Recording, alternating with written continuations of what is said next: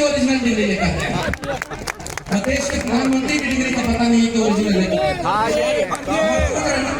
लड़ाई कलम और किताब की लड़ाई है साथियों।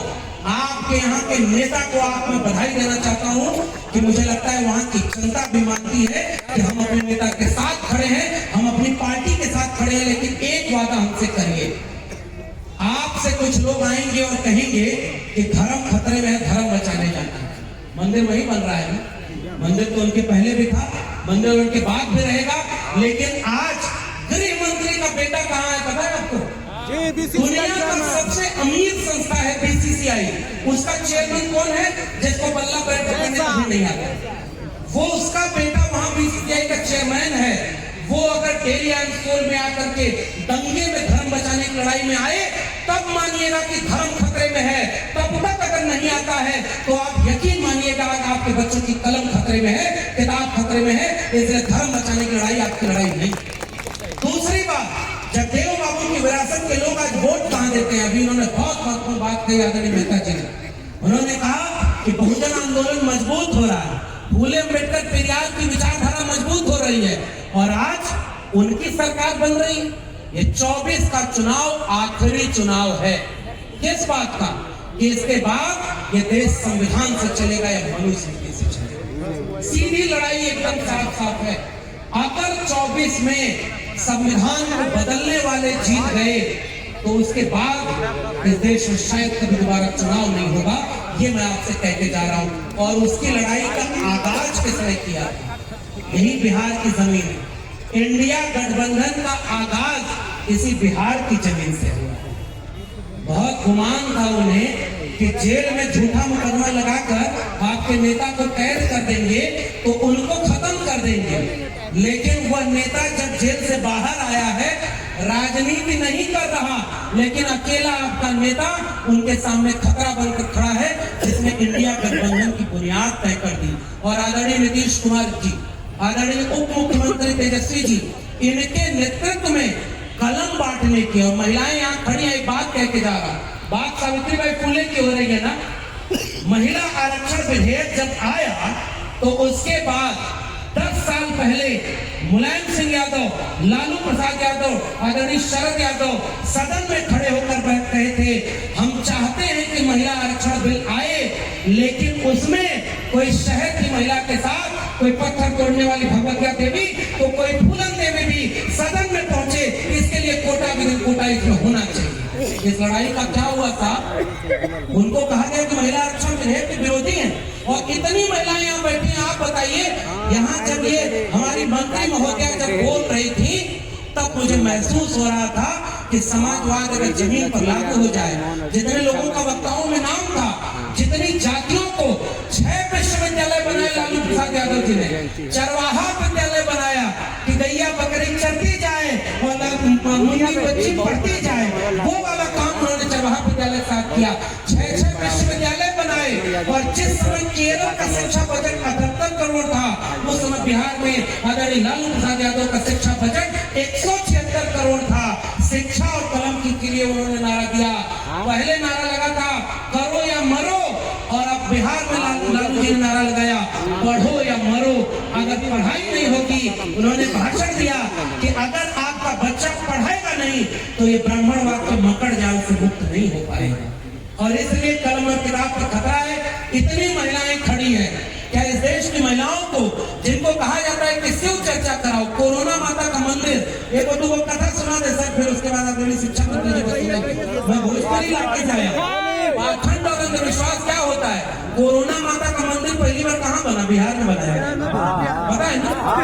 मैं एक कथा सुनाता हूँ और मेरा पीएचडी का काम है भक्ति आंदोलन पर।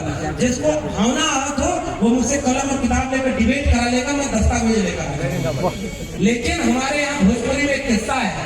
एक गांव में गधा मार दिया 4 बच्चों ने।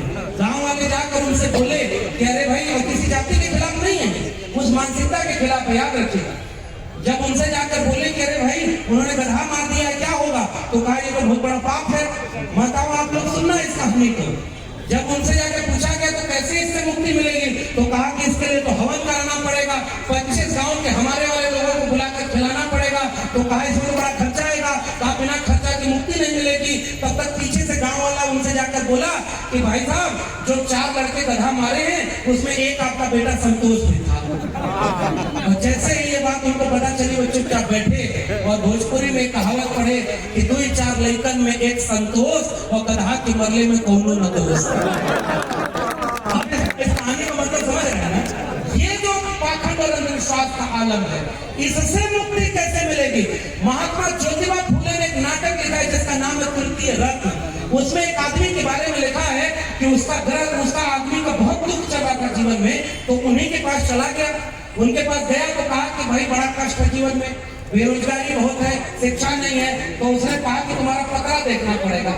पतरा देखा, मंगल ग्रह को पता नहीं है कि उसके नाम पर भारत में कितनी शादियां टूट जाए। बात समझ रहे हैं ना? तो पतरा देखा। और ये नाटक किसने लिखा है? महात्मा ज्योतिबा फुले ने लिखा है। तो पतरा दे के कहा कि तुम्हारा शनि ठीक जगह पर नहीं है। तो कहा हुजूर कैसे आएगा? तो कहा वही होम कराना पड़ेगा। तो कहा बड़ा खर्चा आएगा। तो कहा 10,000 रुपया। तो कहा इतना पैसा नहीं है।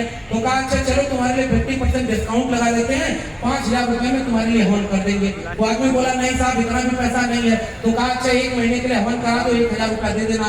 वो आदमी बोला बहुत गरीबी है, इतना भी पैसा नहीं है। तो अम्मा लोग आप लोग सुनिए इस बात को।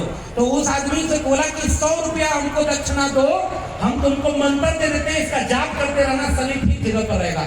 वो आदमी अपनी जेब निकाल कर दिखाया और कहा कि हमारी जेब में एक फूटी कौड़ी नहीं है। तो सामने वाला आदमी गुस्से में खड़ा होकर बोला कि जब तेरी जेब में एक फूटी कौड़ी नहीं है तो जा बेटा, शनि तेरा कुछ नहीं बिगाड़ सकता। सारी लड़ाई किसकी थी?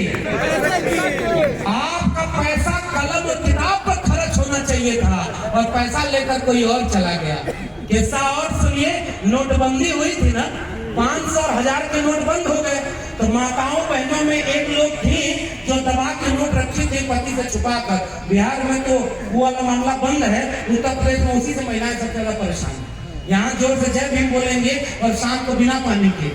आप समझ रहे हैं ना? इससे भी बचना है हम लोगों को। जब उनका पैसा बचा तो चुपचाप सोची कि बैंक अकाउंट में जाएंगे तो बैंक वाला कहा कि इसका तो आपको रिकॉर्ड देना पड़ेगा। तो सोची कि मंदिर में भगवान को चढ़ा लेते हैं तो कम से कम मुक्ति मिल जाएगी।